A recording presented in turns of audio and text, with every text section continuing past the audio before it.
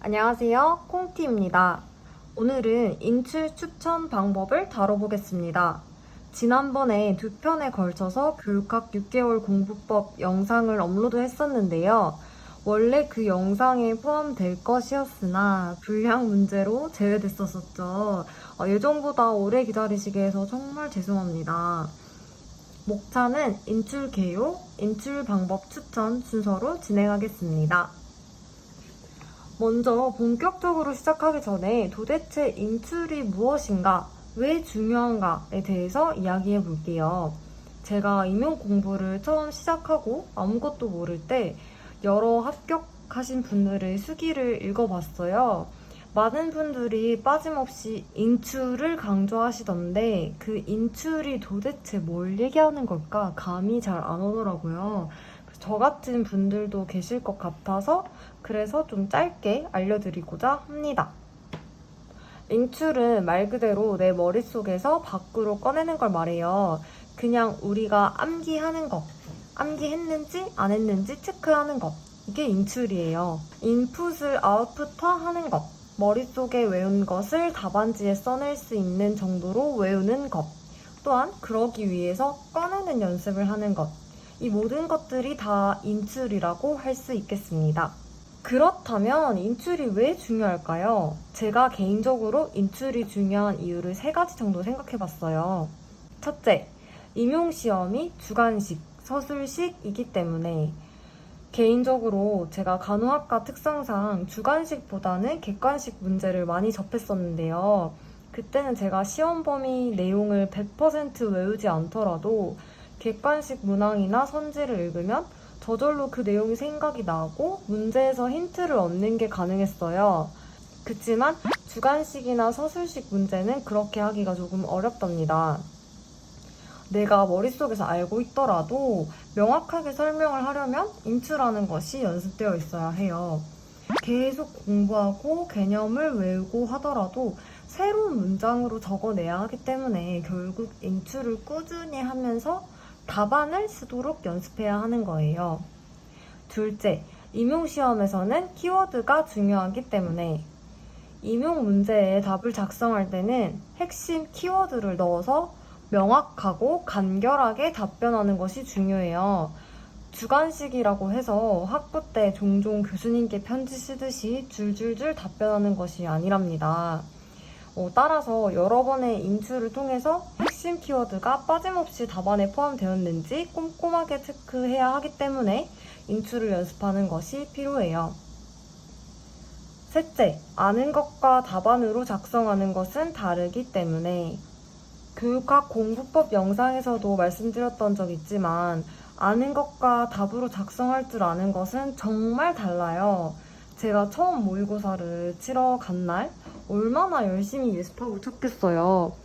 열심히 중요하다는 개념을 읽고 외우고 갔는데 막상 답을 쓰려니 생각이 안 나더라고요.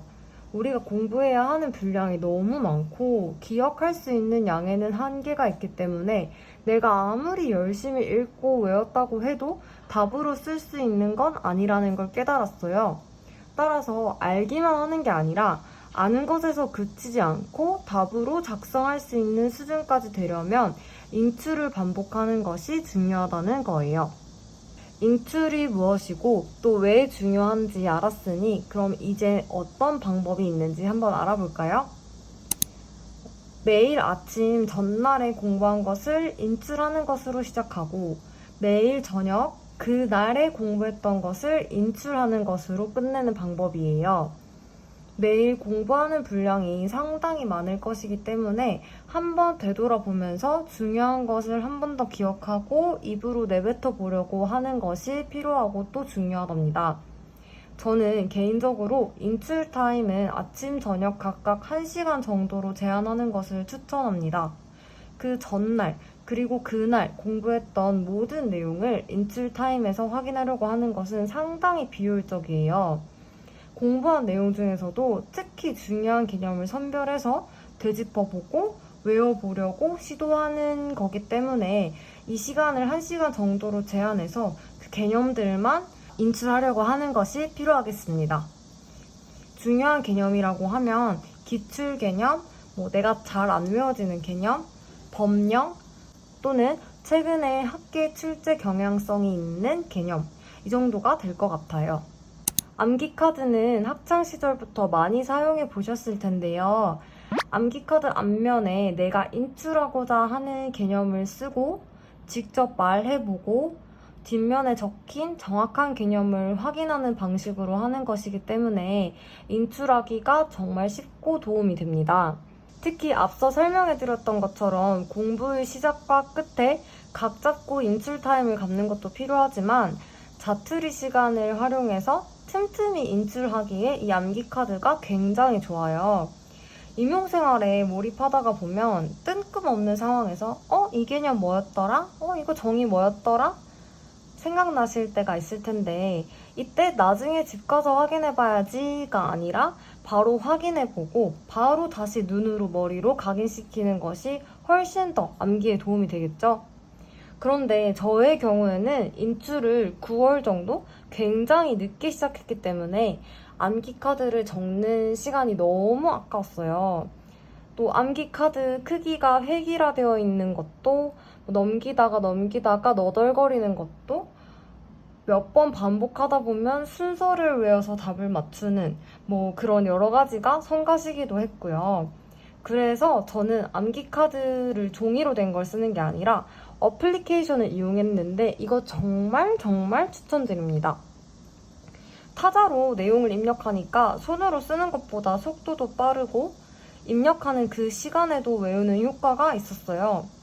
또 제일 좋았던 건 과목별로 카테고리도 분류할 수 있고 제가 입력해 놓은 내용을 퀴즈로 출제할 수도 있고 애플 유저분들의 경우 아이클라우드로 내보낼 수도 있고 또 가져올 수도 있어서 편리했어요. 어차피 휴대폰은 웬만하면 꼭 휴대하니까 짐이 되지도 않고 머리 말릴 때 대중교통 안에서 화장실에서 등등 내가 원할 때 언제 어디서나 가볍게 보기가 정말 좋았어요. 특히 개인적으로 휴대폰을 엄청 자주 보고 싶어 하는 편이었는데 일단 암기카드 어플 5분만 보고 5분만 폰하자 이런 식으로 나 자신과 타협하기도 쉽고 이렇게 타협을 해서 일단 시작하면 안 외워지는 거 투성이니까 더 오래 보게 되는 그런 반강제적인 효과도 볼 수 있었습니다. 포스트잇을 집안 곳곳에 붙여놓는 것도 암기 카드와 마찬가지로 자투리 시간에 인출하기가 좋습니다. 저는 처음에는 책상 주위에 죽어도 안 외워지는 것, 정말 중요한 것 이런 것만 붙여놨는데 이게 한두 가지가 아니잖아요? 그렇게 하나, 두 개씩 무작위로 붙였더니 처음에는 중요해서 붙여놓은 건데 결국에는 하나의 인테리어가 될 뿐 막상 잘 안 빠지게 되더라고요. 그래서 상황 맥락적인 단서로 인출을 해보는 것은 어떨까 하고 집안 곳곳에 포스트잇을 붙여놨어요. 예를 들어 냉장고 문에는 무기질이나 영양소 이름과 이것들이 결핍하거나 과다할 때 생기는 질병에 대한 포스트잇을 붙여놓고 싱크대 주변에는 수인성 감염병의 종류 포스트잇을 붙여놓고 제가 집에서 홈트레이닝을 종종 했었는데 홈트레이닝 하는 자리 쪽에서는 제 눈높이에 맞게 등장성 운동, 등척성 운동의 효과, 학생 신체 발달 검사 항목 이런 식으로 포스트잇을 붙여놓으니까 굉장히 눈에 잘 들어오고 잘 인출할 수 있었어요.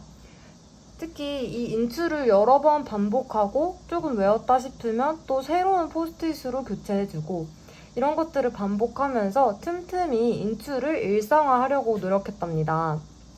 사실 사람이 하루 종일 앉아서 공부만 할 수는 없는데 운동을 하든 밥을 먹든 다른 활동을 하면서도 두뇌는 24시간 돌아가게끔 하려고 노력을 했고 이때 포스트잇이 많은 도움이 되었어요.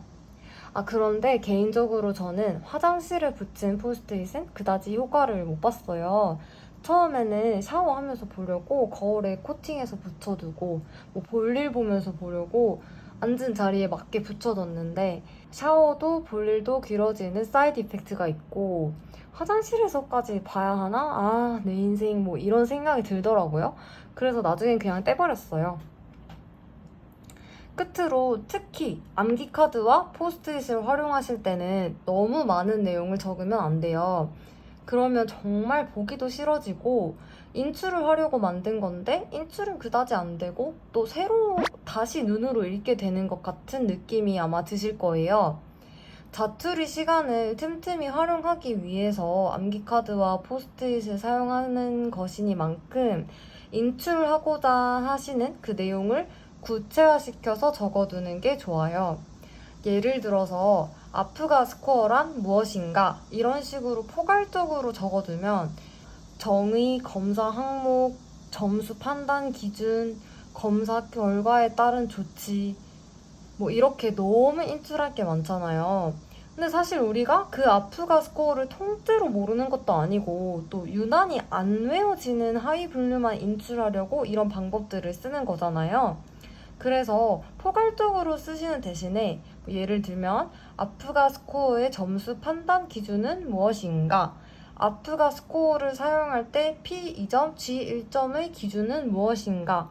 이런 식으로 좀 유난히 헷갈리고 잘 안 외워지는 것 위주로 암기카드 포스트잇을 좀 구체적으로 사용하셔서 공부하시면은 큰 시간 들이지 않고 잘 인출하실 수 있을 겁니다.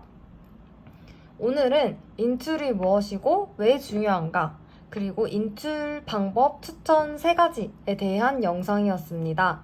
인출 방법으로는 아침이나 저녁에 인출 타임 갖기, 암기카드 활용, 포스트잇 활용을 추천드렸는데요. 다들 도움이 되셨나요? 사람마다 공부 방법이 조금씩 다 다르기는 하지만 제가 여러 방법을 시도해보고 특히 효과를 본 방법 탑3였기 때문에 여러분들도 각자에 맞게 변형하셔서 잘 활용하시면 좋겠어요. 제가 처음 인출을 시작할 때 많은 분들이 백지 인출을 추천하시고 또 많은 공부 브이로그를 봐도 백지 인출을 하시던데 저는 단기 합격을 해야 했기 때문에 백지 인출을 할 만큼의 그 시간을 투자할 수가 없었어요.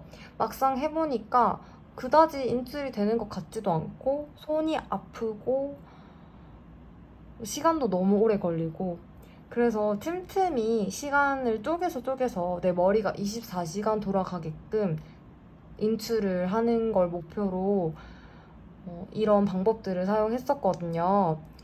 여러분들께서도 저처럼 시간이 촉박하거나 아니면 시간을 낭비하고 싶지 않으실 때 이런 방법들을 사용하시면 더 좋을 것 같습니다. 오늘도 긴 영상 시청해주셔서 감사합니다. 그러면 다음 영상에서 만나요. 안녕!